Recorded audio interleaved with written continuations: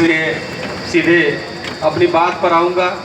आज इस कार्यक्रम में आए हुए मुख्य अतिथि आदरणीय राजेश तिवारी जी और सम्मानित मंच, मेरे सामने बैठे हुए मेरे जनपद के मूर्धन्य कांग्रेसी, मेरे युवा साथी, मेरे छोटे भाई, यहाँ बैठी मातृशक्ति, आप सबको मैं प्रणाम करता हूँ और सीधे अपनी बात पर आता हूँ।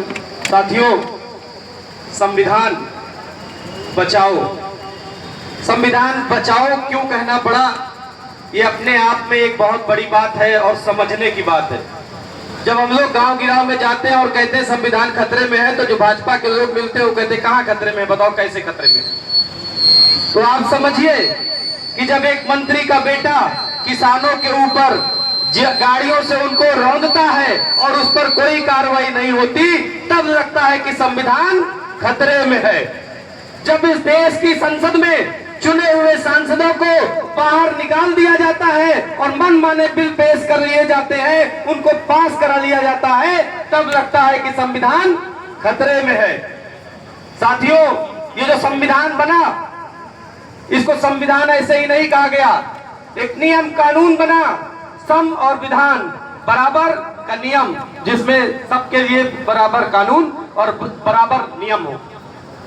उस संविधान पर कुठाराघात भारतीय जनता पार्टी करना चाहती है और जब जब इस देश के संविधान को खतरा पहुंचाने की कोशिश हुई, जब जब इस देश के संविधान को छेड़ने की कोशिश हुई, तो मुझे गर्व है कि कांग्रेस के लोगों ने, गांधी परिवार के लोगों ने अपना सर्वस्व बलिदान देकर इस संविधान की रक्षा की है। याद करिए, स्वर्गीय श्रीमती इंदिरा गांधी जी को अपने सीने पर 40 गोलियां खाई उन्होंने, सिर्फ इसलिए कि ये देश सुरक्षित रहे, हमारा संविधान सुरक्षित रहे। याद करिए, स्वर्गीय राजीव गांधी जी को अपने शरीर के सैकड़ों टुकड़े सिर्फ इसलिए मंजूर किए कि इस देश का संविधान बचा रहे, देश की एकजुटता बनी रहे।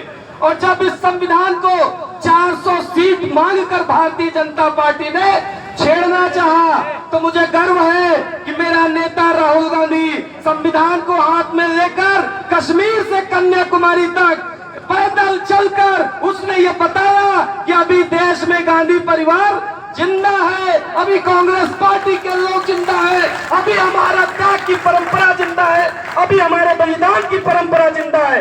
हम खाक हो जाएंगे, हम मिट जाएंगे, बर्बाद हो जाएंगे, लेकिन देश को बर्बाद नहीं होने देंगे।